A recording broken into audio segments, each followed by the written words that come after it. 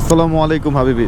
আমি আমার এই বাইকটা কেনার আগে আমার পছন্দের তালিকায় 13 জিবি ছিল। আমি বাইক লাভার ব্যাচেলরের ভিডিও দেখি, নেক্সট গিয়ারের ভিডিও দেখি তারা 13 জিবি কিনছে। সো ওইটা দেখে আমারও ইন্টারেস্ট হয়েছে যে আমার এই বাজেটের মধ্যে আমি 13 জিবিও রাখতে পারি। এর মধ্যে আমি আমার কয়েকটা ভাই বাদারকে ফোন দিলাম। এর মধ্যে কয়েকজন বললো যে চায়না গাড়ি নিতে না। তখন বললাম যে এখন তো চায়না ভালোই কাজ করতেছে, কারণ সব ইউটিউবাররাই বলতেছে যে চায়নাতে যদি আমরা সুযোগ না দেই, মানে চায়না গাড়িতে যদি সুযোগ না দিই তাদের ভালো মন্দ বুঝবো কিভাবে। ভালো মন্দ বুঝতে হইলেও তো চালায় দেখতে হবে বা কি অবস্থা আসার বিষয়। সো আমি প্রায় মন স্থির করে ফেলছি যে আমি 13 জিবি নিব।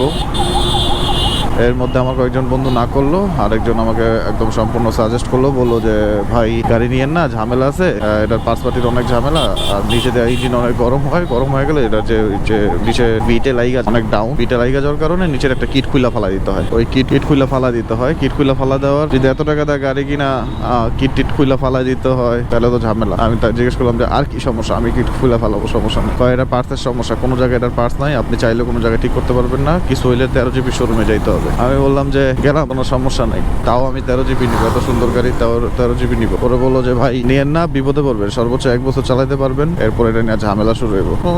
আমি এটা নিয়ে আমার বললো যে ইউটিউবে ভিডিও দেখেন, ঘাটাঘাটি করেন, আপনি বুঝবেন ব্যাপার। পরে ইউটিউবে দেখে ঘাটাঘাটি করতেছি। এই বাইক কেনার কয়েকদিন আগে দেখলাম যে নেক্সট গিয়ারের একটা ভিডিও, তার বাইক নষ্ট হয়ে গেছে, সে আরেকজনের হেল্প নিয়ে সে বাইক আনতে যেতেছে, মানে বাইক ঠিক করতে চাইতেছে। তার বাইকে কি সমস্যা কি জানি, ঝামেলা হয়েছে, স্টার্ট নিতেছে না, ওই ঠিক করতে যেতেছে 13 জিবি শোরুম, কারণ অন্য কোনো জায়গায় এই বাইক ঠিক হয় না, বা ঠিক হইলেও সবার এর কাজ পারে না, সবাই কাজ পারে না, সেহেতু অন্য কোনো জায়গায় নিলে এটার টেকনিক্যাল প্রবলেমও হইতে পারে, না বোঝার কারণে কিটও ভেঙে যেতে পারে বা অনেক ঝামেলা হইতে পারে।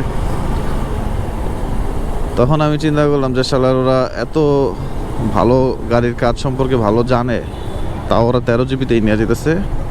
কোনো না কোনো ঝামেলা তো আছেই, যে সে অন্য জায়গায় নিয়ে যেতে পারতো, সে 13 জিবিতেই কেন দিতেছে? কারণ যে এই গাড়ির কিছু সমস্যা আছে। তারপরে এটার ব্যাড রিভিউ দেখলাম অনেক ভিডিওতে, দেখলাম যে বাইরে ভাই এরা তো খুবই বাজে অবস্থা, যেটা আমার পক্ষে সম্ভব না। আমি গাড়ি সম্পর্কে তেমন কিছুও জানি না, যেহেতু আমি নতুন ড্রাইভার বলতে কি, মানে গাড়ি চালাতে বাইক সম্পর্কে অনেক কিছু না জানা যায়। আমি আসলে তেমন কিছুই জানি না বাইক সম্পর্কে, যে আমি কোন জায়গায় যাই বুঝাবো, কোনো মেকানিককে বুঝাবো এটা এমনি করেন, এটা এমনি করেন, এখন পর্যন্ত জানতেছি। সো এই টেনশনটা আমার মাথায় কাজ করতেছে যে আমি নিলাম, নেওয়ার পরে যদি এরকম ঝামেলা হয় তো আমিও নিজেও এটা সম্পর্কে জানবো না, আমার মেকানিক যা উল্টা পাল্টা বুঝাইবো আমার তাই বুঝতে হবে, বাদ দিলাম। এরপর 13 জিবিতে দেখলাম যে ভালো মানের তেল যদি এটার মধ্যে না দেওয়া হয় তাহলে গাড়ির ইঞ্জিনের সমস্যা হয়। এখন না, মানে বেশ কয়েকদিন পরে এটা নিয়ে ঝামেলা হয়। এর মানে এই না যে এটা খারাপ, এটার ভালো দিকও আছে, কিন্তু আমি খারাপটাই বলতেছি। কেন আমি না নিলাম এই কারণটা বলতেছি। আর বাংলাদেশের তেলের যে অবস্থা, তো এটা তো বলাই বাদ। এখন হলো E20 একটা তেল বের হয়েছে, E20 অকটেনের গাড়ি বের হচ্ছে এখন, যেটা বাংলাদেশে আসলে মানুষজন নিলে GM কে ভালো মানের অকটেন বাংলাদেশে এখনো আসেনি, এখনো নাই। এই যে মানুষজন যে 150 সিসির উপরে বাইকগুলা নিবে, আল্লাহ মাহবুদ জানে যে বাইকগুলা কতটুকু লং লাস্টিং করবে। দ্বিতীয়ত মানে 150 সিসি বলতে 250 উপরে, 200 সিসির উপরে বাইকগুলা নিবে, অকটেন নাই, মোবিলে ঝামেলা, মেকানিক নাই। 150 সিসি বাইকের মেকানিক এখন পর্যন্ত বাংলাদেশে নাই। সো হাতে গোনা কয়েকটা পাম্প ছাড়া কোথাও ভালো মানের তেল নাই, তাও ওই পাম্পের মধ্যে কি করে না করে আল্লাহ মাহবুদ জানে। সবচেয়ে বড় কথা হলো আমাদের যে পাম্পের পর্যবেক্ষণের জন্য যে ইন্সপেক্টর বাংলাদেশে থাকলেও কেন কাজ করে না আমি জানি না থাকলে তো এটা তো নাই। যা ইন্ডিয়াতে অ্যাকুরেট তেল বিক্রি করে, যা বাংলাদেশের মতো চোরামি আর কোনো দেশে আমি, আমাদের পার্শ্ববর্তী দেশ ইন্ডিয়া তো ওরা নিজেদের প্রতি খুবই লয়াল, ব্যবসা করবে সঠিক উপায়, সঠিক নিয়মে ব্যবসা করবে। কিন্তু বাংলাদেশের অসৎ উপায়ের জন্য যে সরকারের যে পদক্ষেপ ওটা নেয় না সরকার,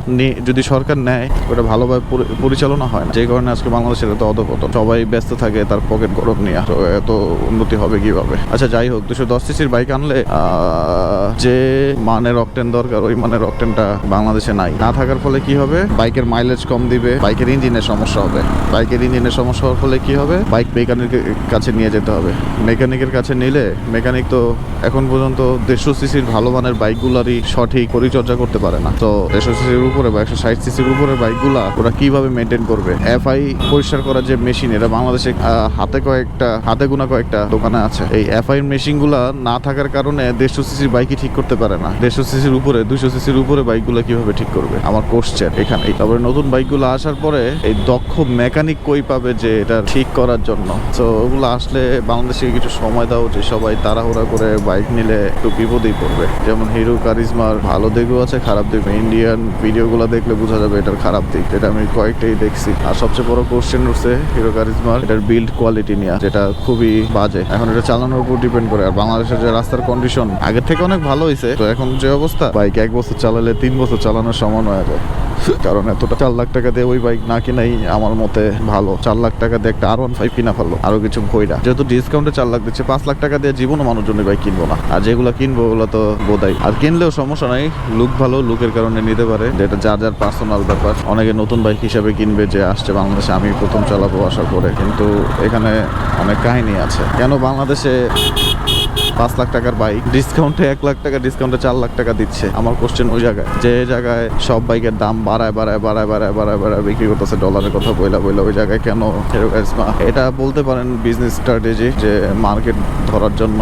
কিন্তু ধরেন আপনি ওই গাড়িগুলো নিলেও মার্কেট স্ট্র্যাটেজি কি 210টা বাইক বিক্রি করে কি শেষ ওনার ব্যবসা? না, বস, এটা নিয়ে দ্রুত ব্যবসা করতে হবে, মানে আরো বড় ব্যবসা করতে হবে। তো বড় ব্যবসা করতে হইলে কি করতে হবে? এটার মান উন্নয়ন করতে হবে। ইউটিউবারদের দেখলাম মানে নতুন একটা বাইক পায়, ও টান, এই সেই গাড়ি, এই সেই, এগুলা বলতেই আছে। আরে কেউ খারাপ রিভিউ নাই, সবকিছুরই কি ভালো আছে? তাহলে এতই ভালো গাড়ি ওইটা চালা। তোরা ফার্স্ট ইমপ্রেশন ভিডিও দিবি, ওইটা সম্পর্কে ভালো মন্দ দিক বলবি, অথবা ওটা ঘাটায় নিয়ে আসবি যে ইন্ডিয়ান কি অবস্থা, খারাপ ভালো, সব ভালো।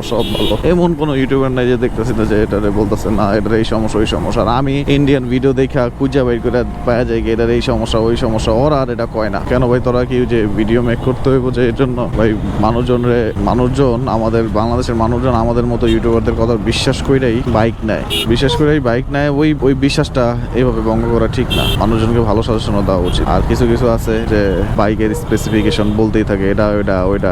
আরে ভাই, স্পেসিফিকেশন বইলা লাভ, এটা তো আমরা গুগলেই দেখতে পারতেছি। এটা ইউজার রিভিউ কি, এগুলা জানতে হবে, এগুলা জানাইতে হবে মানুষজনকে। যাই হোক, এখন আপনাদের ইচ্ছা, আপনারা কি করবেন। আর বাংলাদেশের কি অবস্থা হবে মানুষজনের, যারা এই হায়ার সিসি বাইকগুলা নিতে যাচ্ছে। দেখি। ওকে, আল্লাহ হাফিজ।